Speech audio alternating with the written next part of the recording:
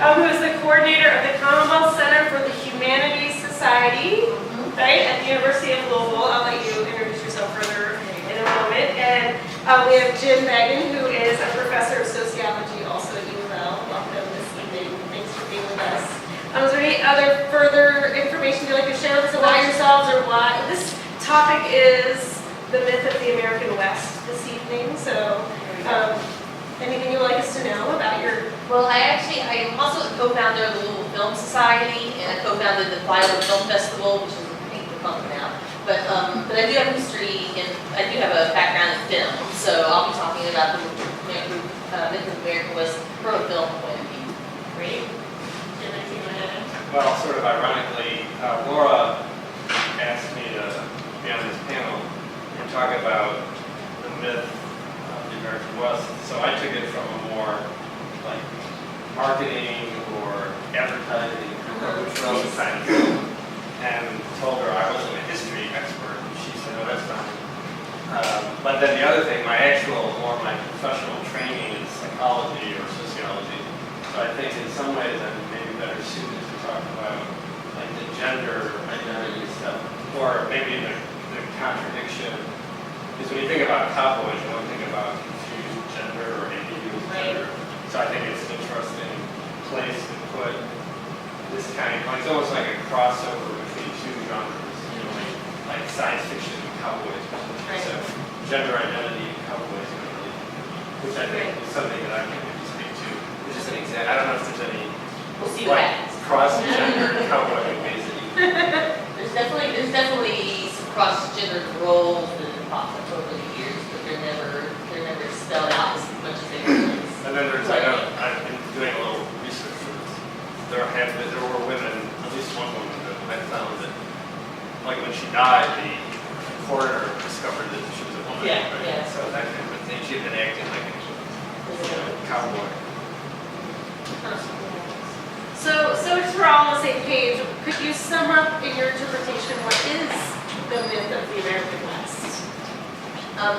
When I think of it, especially in film, I think of it as it's the final frontier. So it's the wild place and the place that needs to be tamed. So in American film, especially, it usually comes across as a white male who is going to go into the wild place, which may have been paradise before, and he's going to bring order to it, whichever way he has to. And that usually is by taking on some kind of role that will put the law and order on the land. So maybe he comes as the sheriff, or maybe he comes as the mysterious, he can be Clint Eastwood and come as the mysterious man who's going to take down the bad guy.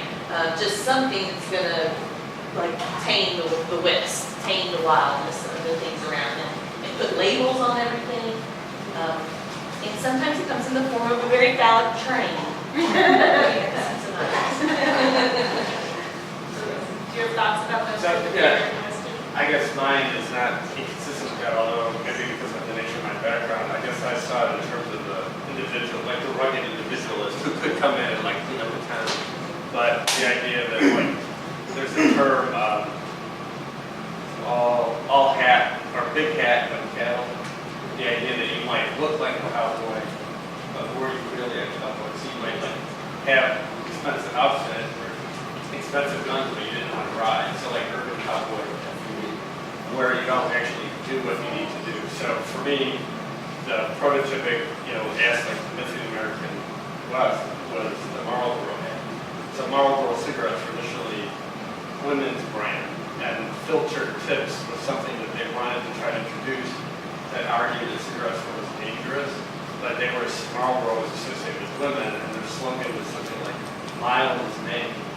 So Leo Burnett agency in 2 years revolutionized the nature of the Marlboro cigarette and made it the Marlboro man and the cowboy. And he really used it. In some cases, he used real cowboys, and in some cases, they were like good-looking guys that were advertising executives. But to me, that is the prototypic image of the American West, which isn't necessarily real, but one that we sold not just in the United States, not just to sell cigarettes, but basically the world. Everybody loves cowboys. Japanese smoke more cigarettes. They still will have, even though it would be anathema in the United States, they have the Marlboro man still on cigarette vending machines. So I think that, like, our contribution to the world is the rugged individualist who doesn't take crap from anybody, regardless of whether or not it's true, and regardless of whether or not, you know, you decimated indigenous species. That's sort of not talked about in terms of the myth part. Yeah. Yeah, certainly. I was thinking about like movies that were some kind of movie that's really going to represent what the West is without the rugged individuals that shows up. Like, what is just the West period? And the only thing I can think of is the movie The New World, which isn't even necessarily about the West, it's about the New World, like the unexplored world. Where Terrence Malick, the director, spends a lot of time like showing you the nature of the place and showing you all these things. And then still as the Western man comes in and, you know, ruins it in a lot of ways and takes it over. And so I was just thinking about like the fact that in the Western film there's so many roles that are prescribed, whether an individual or the sheriff, or all along, Or the city slicker, or the city slicker, or the school marm, or the prostitute in the hard to go, all those things are prescribed, because it's so much of American film history was staying on that route. So all the Clint Eastwood movies, and so Highway's Drifter, or all the John Ford movies, all Stagecoach and all those films. But that, because you have such a prescribed genre that's given to you, then you can be really, you can have a lot of fun and go a long way with revisionist westerns, right? So you can do all kinds of new things with them, just like we have this play. Like if the roles hadn't existed before, if you didn't have like this prescribed genre in mind, it might be harder to understand like what this play is saying, because it's turning those roles on their heads and trying to look at film in a different kind of way.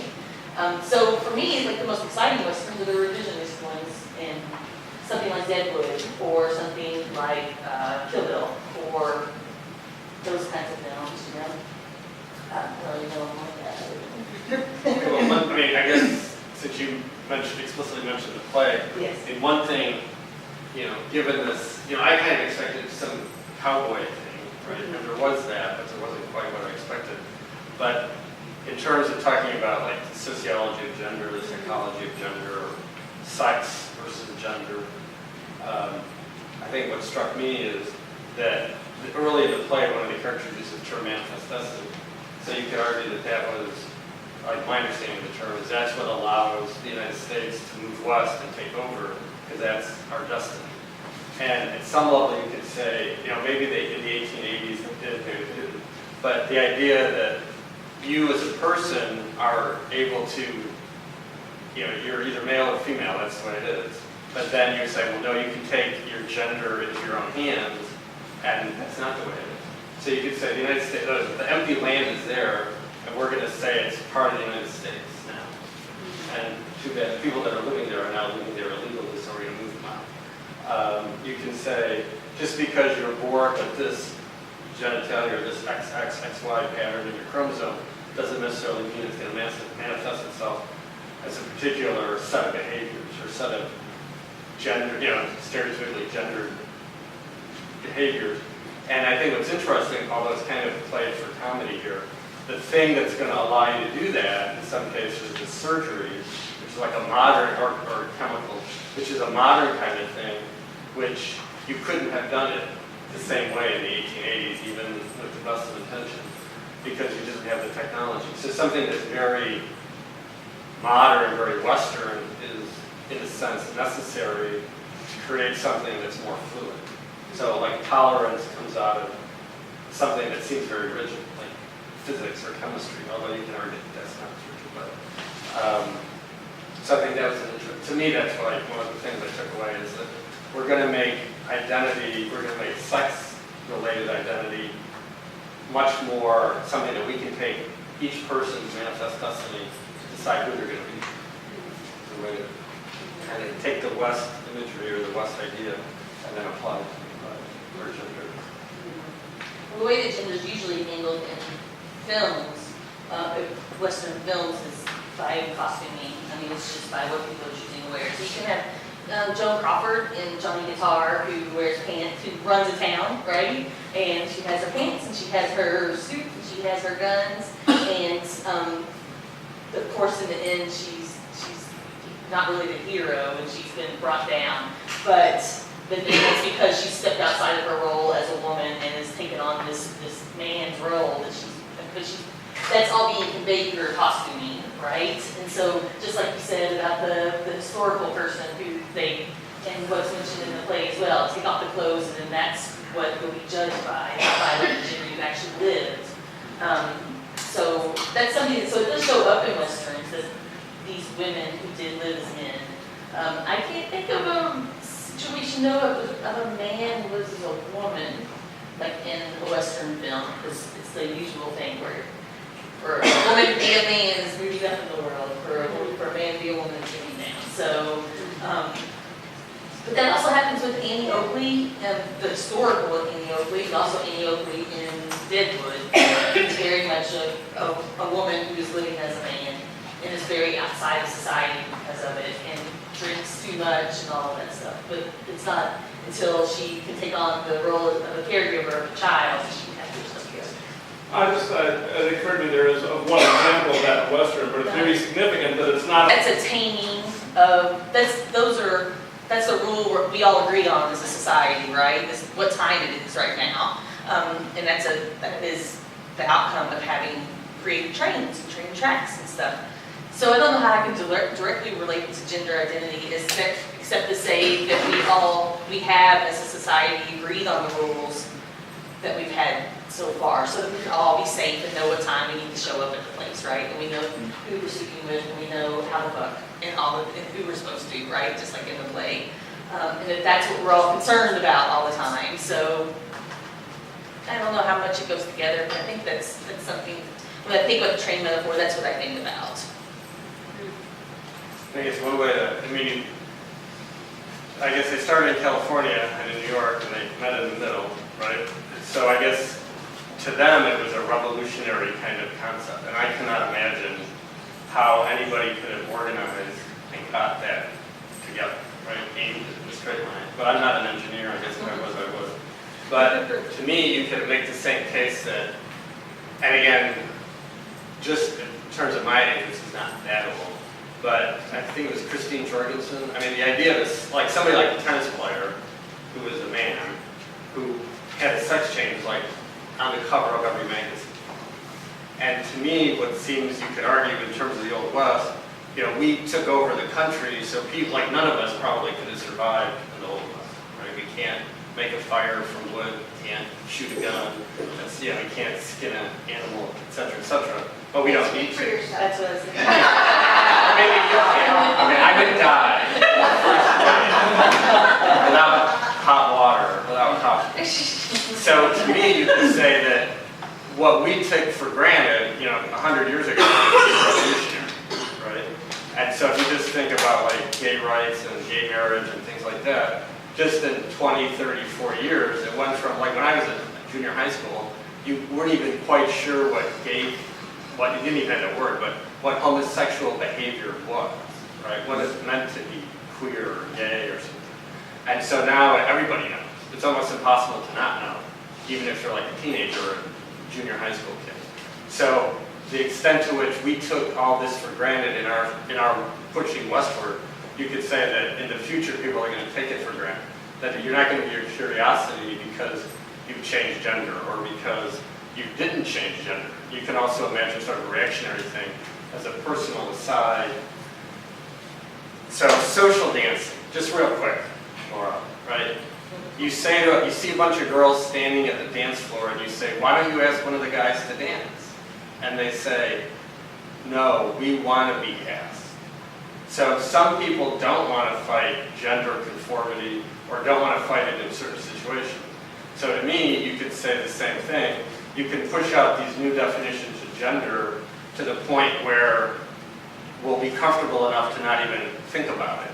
But then you can also, kind of like the backlash against feminism when women just wanted to stay home and raise kids, some women or some men would want to conform to a very John Wayne-ish kind of identity, and you shouldn't say, well, no, you can't do that.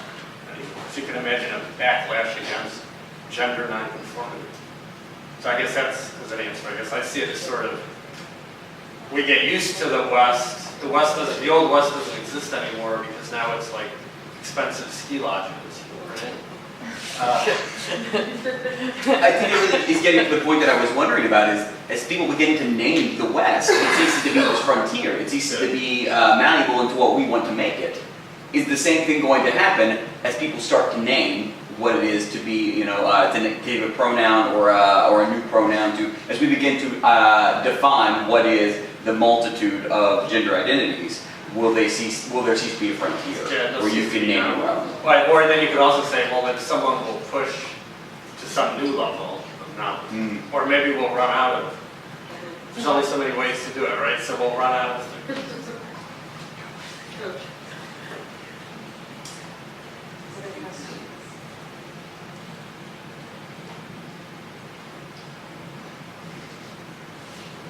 Well, I have a question. I don't know, is that okay? Of course. And it seems irrelevant, but, so, and I don't think I'm confusing my TV shows from the 1960s. So Matt Dillon and Miss Kitty, right? Did they do it? And the reason kind of tying in what you're saying, Yeah. like, the only women that were good role models at least in the fictionalized version of the Old West, were like the prostitutes, right? Because the other women basically were victims of the bad men, right? So so I guess I'm sort of asking a rhetorical question, and then I guess it's not rhetorical because I'm asking you to answer. So what are the implications of women having a very limited set of identity, or like profitable? The most successful woman was like Miss Kitty, who either was a prostitute or ran or both or something. And I guess that's the first question. So was she a bad person or a good person? Was she kind of pushed into a corner, which I think is going to get into sort of the gender thing, in terms of like sex work or sex workers. So if she's maximizing her benefits in this context and being successful in a limited role, do we judge that or not? And so I think in the play, Like to be in today? either today or judging in people some back then, or even judging the characters, because you can, the Bailey character, it's like it's a little unclear to me. Does she want to just conform? And I was trying to decide whether this or that, which was the penis and this was the vagina, or whether she had some sort of like hermaphroditic genitalia, and the doctor was going to pick one for her, or she was going to pick one. So she's confused. I mean, is that right? Were you confused? Well, we talked about that a lot in rehearsal, and we kind of decided that what Bailey has and what Dakota has are something completely different. But we did set certain times when this meant one thing and that meant another thing. So when we were talking about this and that, we were going back to like a binary way of looking at things, which clearly did not work for us. You know what I mean? For you as actors or as in the play? As characters. As characters. So we were trying to fit into a this or that, and it just didn't work. And I think that was one of the more interesting things about the show is, and they kept talking about, where are we? Well, you are where you are. And why does it have to be this or that? Why does it, why do we have to go forward or go back to where we were? Why can't we be outside of that binary and just be where we are? And what we have is what we have, and it's pretty good. So I think back to your question about Miss Kitty, I think she was an inspiring character. She was a business owner. She was an entrepreneur. She Taxpayer, for whatever. I for one, of course I was kind of a small child watching it. I didn't really care who she was fucking. But because I just admired her as a person. So to the extent that we can get out of that, trying to figure out whether, what gender is, or whether you're going forward or backwards, and just be where we are, I think is a good thing. So let me ask you then. So at the end of the play, so the big revelation is that Dakota is not clearly identified So, so you said just a minute ago that you didn't have this, whatever you have, it wasn't the same thing, right? But are you united in your lack of conventionality? So it still falls back on the idea that you need to have, like you can't be alone, you have to find somebody else like you or in some sort of the same mode. Or could there be, if there's 100 people, can there be 100 genders? Or there can only be 50 at most because you gotta look for your partner. Well, yeah, to me, I guess, like, the end of the play, it was about how maybe it's not as important as we think to name things, and maybe it's not as important as we think to be like, I'm this and you're that. And it's more important how that we form connections with other people no matter what they might have. You know what I mean? Which is quite a revelation from spending 65 minutes obsessed with finding out what it is and who you should fuck and what you should call it and stuff like that. Yeah, it's about, I mean, it's about plurality in that, yeah, and that it's not binary, gender is not binary, and neither are, and neither is sex working. Like sex working isn't good or bad. It's just something that kind of happens.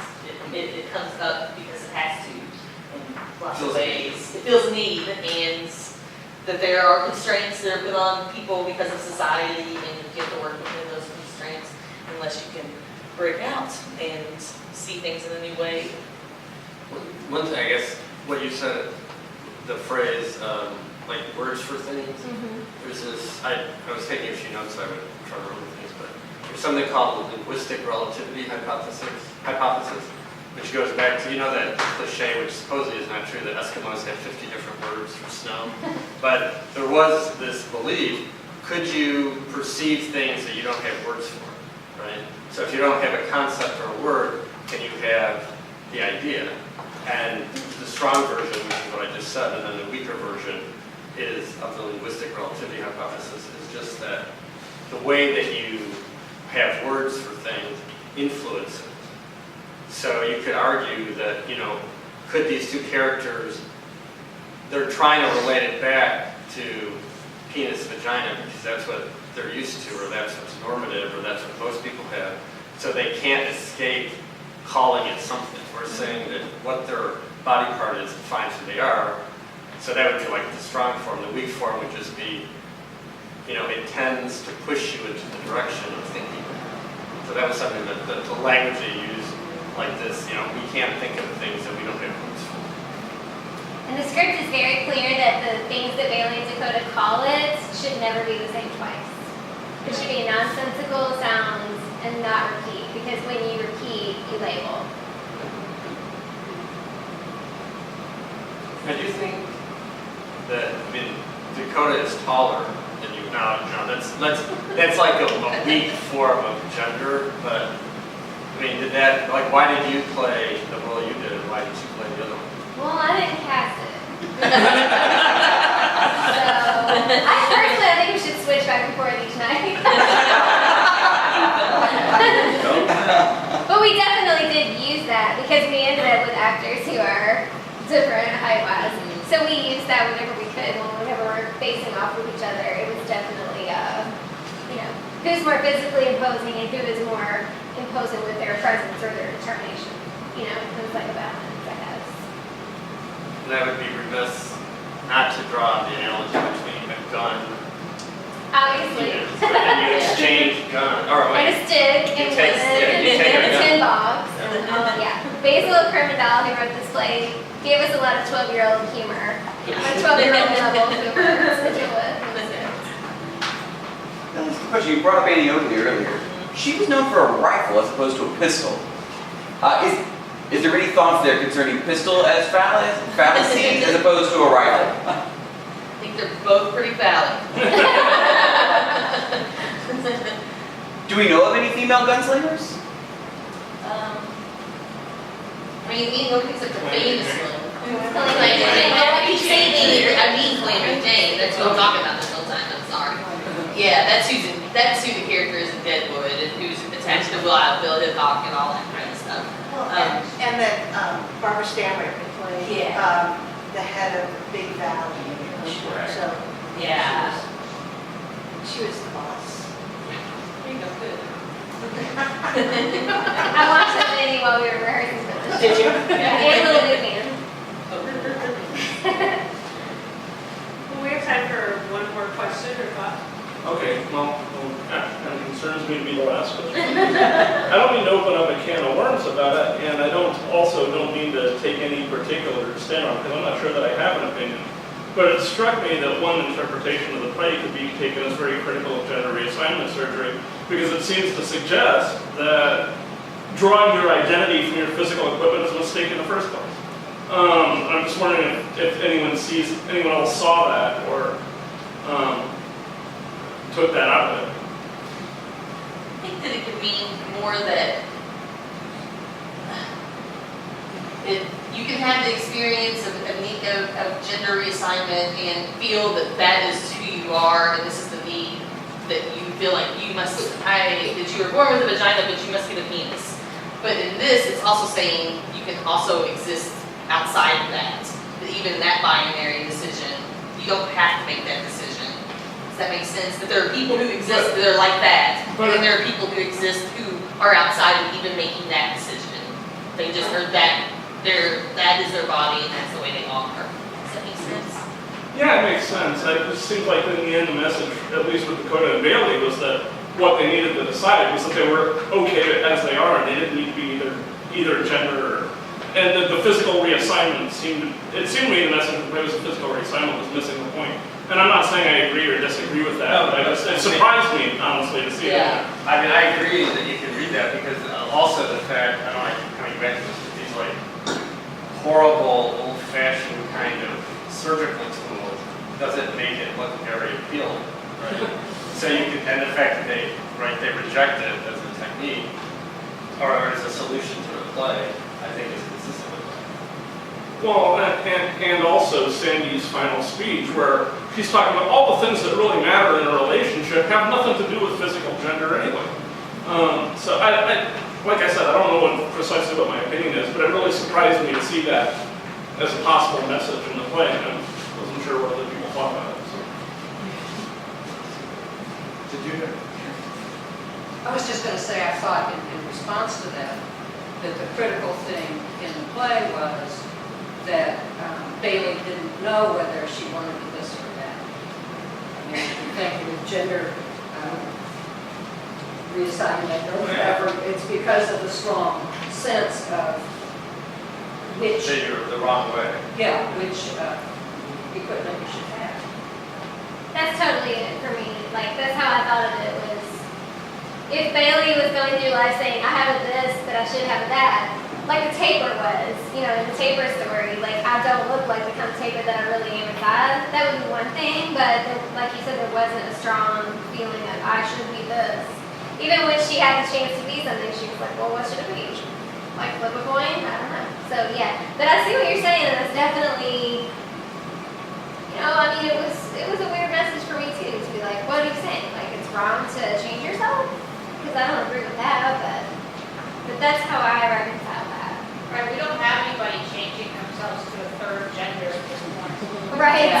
We're in a binary system. What if there were 4 genders, then people that were transgender would probably,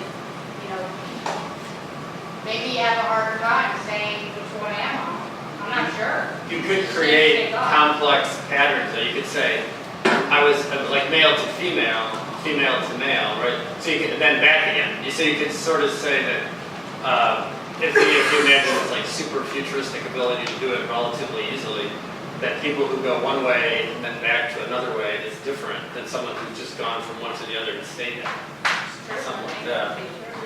One thing I thought that was funny, when you say, somebody in the play says, it's basically stupid to make a decision like this by flipping a coin, but that's how genetics works, right? It basically is 50-50. That's flipping a coin. If I could touch real quick on the gender identity, I've actually had reassignment surgery, and you're not reassigning your gender really here. Your gender is what's up here. It's how you are. Your sex, that's what's in your pants, that's what's down there. Then you have gender expression, how you dress, sexual orientation, what's in your heart, and who you love. And for everybody, it's different. It's on a certain line, spectrum. And over time, that spectrum changes. this too. It's something that has lived with you early childhood. And in regards to changing it, you know, there again, it's something that it's a process that's worked through like a general practitioner in mental health. And it helps you determine where you're at what time. Is this what you really want to do? Because sometimes it is just being with who you are, and it's not necessarily what's in your pants. Or even, you know, going back into the dominated white male having to label everything, where they come into Native American society and they take away, you know, what Native Americans are being two-feathers.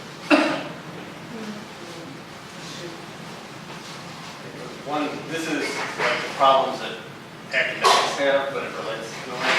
I wrote a paper once where I carefully used the word gender through the whole paper, and I got a negative review from the editor because they said, well, you're not talking about gender, you're talking about sex. Because you ask people on a questionnaire, are you male or female? You don't say are you masculine or feminine, or do you identify? And so since then I've thought about it, and I have trouble like in class, because most of the times when people say, oh, it's a gender effect, they really do mean it's a sex effect, because you're basing it on M or F, like the census. You're not basing it on like a sex role inventory or anything like that. So I kind of, and I'll talk about that in class, because you go back and forth between what is, you know, it's biological, so it is sex, and gender is constructed a lot of times consistent with, you know, sort of stereotypes about sex organs, because a lot of women want to be women, a lot of men want to be men, and want to be masculine or feminine. But there are those like points where it breaks down. And talking about also the roles of, you know, what masculine men play, you know, being a cowboy and a soldier.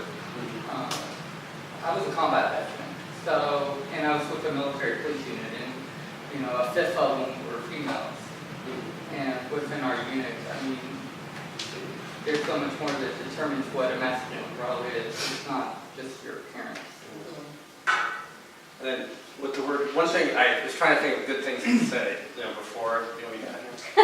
So, one thing was, I appreciate that. the more I thought, and you know, you try to take some little thing and make it sound important, that's what professors do. And the one that I was struck by was cowboys, right? Because again, I'm not a historian and I don't really like being outside, but they don't rustle cows, right? It's the bulls, right? I mean, that's the scary ones are the bulls, right? And usually they're not boys that are doing it, they're men, right? So we have Superman and Supergirl, and a lot of feminists get upset about that. But why not bull men instead of cowboy? Instead of cowboy. That's a great question.